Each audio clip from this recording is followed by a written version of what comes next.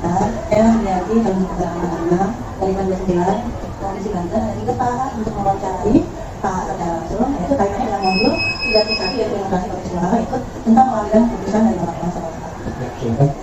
Ya, sebagai pimpinan Bapak di DPR ini Pak, Bapak pasti mempunyai visi dan banyak hal untuk melakukan dalam pengambilan keputusan dari daerah. Pada saat proses pengambilan keputusan tersebut tentu saja akan melalui berbagai pertimbangan Pak, seperti pengambilan keputusan berbasis akhir, yaitu berupa keputusan terbaik untuk kebanyakan orang, kemudian pengambilan keputusan yang mengikuti prinsip-prinsip atau tata aturan yang berlaku atau pengambilan keputusan berdasarkan rasa peduli Pak.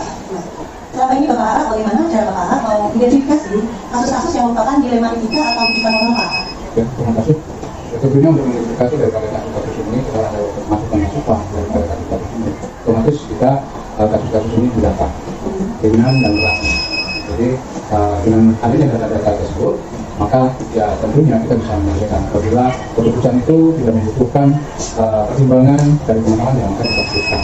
Tapi kalau masalah atau kasus itu membutuhkan pertimbangan yang agak rumit dan agak bermasalah misalnya, tentu kita juga mengajak pengalaman menyelesaikan masalah.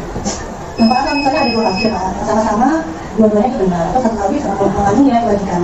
Bagaimana cara Pak menjalankan pengambilan keputusan sekarang tersebut, terutama untuk kasus-kasus yang tadi ada dua kali Pak? Terima kasih. Dua kepentingan yang tentunya adalah sama-sama benar. Tentunya dalam hal ini, saya dalam memutuskan pun tidak semena-mena saya putuskan, tapi saya juga meminta bantuan para PKS sebagai bahan pertimbangan apa yang akan kita lakukan. Jadi dari saran-saran yang diberikan oleh teman-teman PKS itu, maka kita akan putuskan sesuai dengan kadar masalah yang tentunya dilihat. Berdasarkan tadi keputusan Pak, jadi bagaimana rata-rata kira-kira prosedur apa ya yang biasa Bapak lakukan selama ini Pak?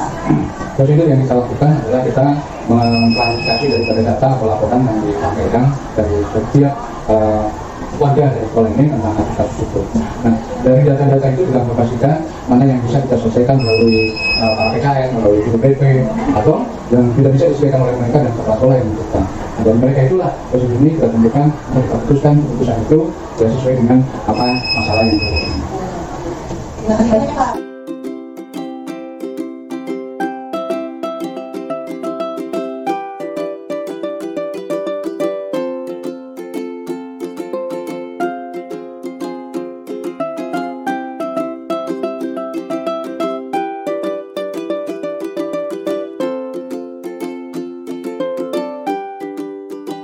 Seperti hal-hal yang sudah Bapak lakukan, sudah dijelaskan di awal tadi, itu ada hal apa saja ya Pak yang selama ini Bapak anggap efektif dalam pengambilan keputusan pada kasus-kasus di lima etika? Ya, terima kasih di sini atas pertanyaannya. Hal yang saya anggap efektif dalam pengambilan suatu keputusan, biasanya yang paling efektif itu kita pilih dulu kasusnya, seperti yang tadi saya sampaikan. Yang pertama, jika kasusnya memerlukan penanganan langsung, kita tangani. Tapi jika memerlukan penanganan harus melibatkan banyak unsur, maka kita harus buat dulu berita acara untuk penyelesaiannya. Saya kasih contoh misalnya penyelesaian yang harus langsung dilaksanakan, seperti penanganan kedisiplinan, membuang sampah. Jika anak membuang sampah kan itu melanggar etika, melanggar aturan. Kemudian ada guru yang melihat anak itu membuang sampah, itu bisa diselesaikan dari itu dengan cara mengingatkan anak untuk mengambil kembali sampahnya dan membuang ke tempat sampah. Kemudian hukumannya adalah teguran lisan. Itu kan. Atau anak berkata kepada temannya berkata yang tidak pantas, misalnya berkata kasar. Ya, ada guru atau misalnya siapa yang melihat di sana dilaporkan, kemudian diberi peringatan dan diberi sanksi teguran. Itu kan bisa. Kemudian banyak sekali yang kasus-kasus yang bisa diselesaikan dari itu juga. Tetapi kalau kasusnya harus melibatkan banyak unsur, misalnya contoh misalnya tidak naik kelas atau dan lain sebagainya, ya itu harus perlu penanganan yang lebih dalam, kemudian harus memerlukan penanganan melibatkan beberapa unsur. Jadi yang saya anggap efektif itu dipilah dulu. Lalu Pak, hal apa saja ya Pak yang selama ini merupakan tantangan dalam pengambilan keputusan pada kasus-kasus dilema etika tersebut Pak? Tantangannya ya, yang pertama saya ambil contoh misalnya ada siswa tidak naik kelas misalnya. Nah, kemudian kita lihat kenapa tidak naik kelas dalam rapat kenaikan kelas. Ternyata nilainya tidak mencukupi untuk siswa tersebut naik kelas. Nah, kalau misalnya kita memutuskan hal ini tidak naik kelas kan bisa, tetapi di sini kan muncul masalah. Jika anak ini tidak naik kelas, bagaimana? Jika naik kelas, bagaimana? Nah, di sini adalah saya pasti melibatkan seluruh unsur. Misalnya seperti contoh wali kelas yang paling utama, karena orang tuanya di sekolah. Kemudian DK, apa sih kendalanya kenapa anak ini nilainya tidak mencukupi untuk naik kelas? Kemudian setelah itu orang tua siswa kita panggil juga, kita ajak diskusi, menanyakan kenapa siswa ini tidak mencukupi nilai. Nah, dalam memutuskan ini harus kita melihat keseluruhan, tidak hanya melihat satu sisi siswa itu saja.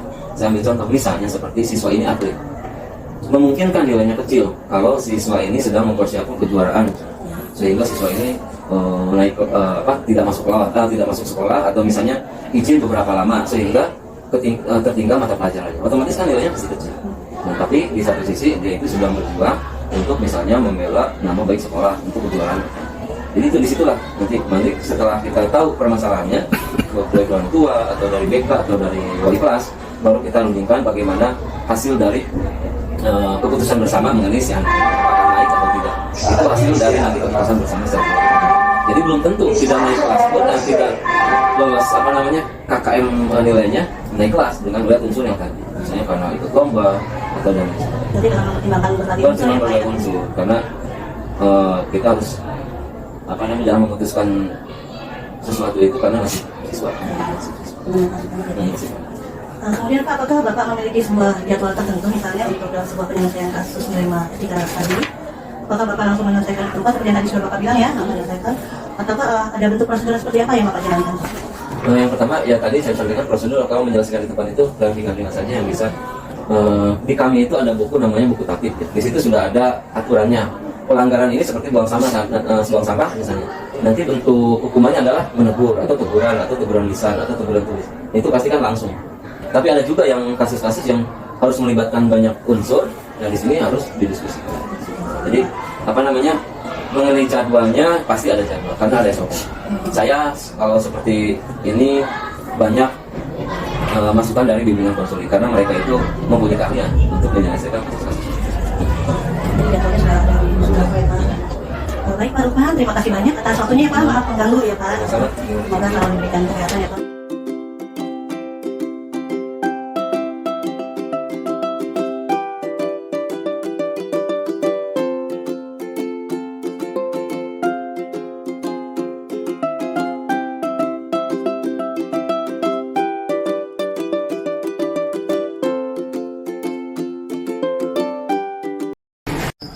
Oke, terima kasih Pak Kun yang sudah menjelaskan Pak Kun dari pertanyaan pertama sampai pertanyaan itu. Pak Kun, adakah seseorang atau faktor-faktor apa yang selama ini mempermudah Pak Kun untuk mengambil Pak Kun dalam mengambil keputusan dalam kasus-kasus yang berhubungan tadi dengan nilainya etika itu Pak? Oke, yang pasti kepala sekolah kan tidak bekerja sendiri. Pasti di dalamnya dibantu oleh berbagai ada wakil, ada koordinator BK, bahkan ada koordinator mungkin ya pasti ada koordinator. Nah, mereka ini elemen yang pasti membantu saya dalam rangka jadi ketika punya problem, kasus-kasus yang dilematis, pada persidangan moral dan lain-lain, pasti mereka akan saling untuk mempermudah saya mengidentifikasi, bahkan mempermudah saya untuk mencari solusi, mendapatkan langkah-langkah solutif. Apapun kasusnya, sekecil apapun kasusnya kan tidak boleh ada proses pembiaran. Yang menyelesaikan pasti saya melibatkan berbagai elemen, wakil, koordinator BK, pimpinan OSIS, dan bisa jadi termasuk bisa jadi komite yang juga bisa saya libatkan dalam hal dari solusi-solusi supaya bisa mencapai bisa menyelesaikan problem yang kadang-kadang tidak bisa. Jadi semua dilema yang ada di sekolah itu bisa dibantu dengan berbagai macam ya Pak Kun ya. Kemudian Pak Kun, pembelajaran apa ya dari pengalaman Bapak sebagai pengambil keputusan tadi sebagai kepala sekolah dalam mengambil keputusan kaitan dengan nilai etika Pak Kun? Mungkin bisa dijelaskan. Seperti saya jelaskan di awal itu bahwa tidak semua kebijakan atau keputusan kepala sekolah itu bisa diterima secara 100%.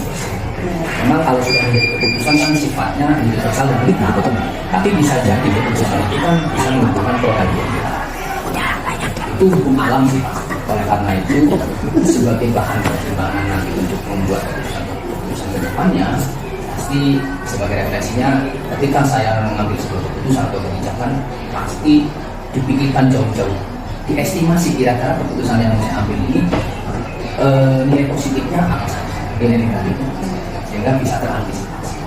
Jadi itu sih pembelajaran, karena hampir setiap kebijakan dan keputusan pasti ada menimbulkan pro dan kontra. Oleh karena itu di awal sebelum mengambil kebijakan pasti sebagai bahan pembelajaran itu pasti diestimasi dulu di keputusan A ini dampak positif apa negatif, keputusan B ini dampak negatif dampak positif, sehingga dengan demikian maka terantisipasi diestimasi dulu. Oh, kira-kira kayaknya dampak negatifnya ini, tapi mungkin solusinya positif, antisipasi. Jadi pengambilan keputusan itu kepentingan murid ya Pak? Tuh, semuanya orientasinya pasti ke kesiswaan, urusan dan lain-lain. Yang lain-lain sunat. Terima kasih banyak Pak Kun. Waktunya saya hari ini mengambil banyak sekali pengetahuan di hari ini dalam mengambil keputusan dan kebijakan pengambilan dilema etika dan kebijakan moral. Ya, sama-sama biasa ya.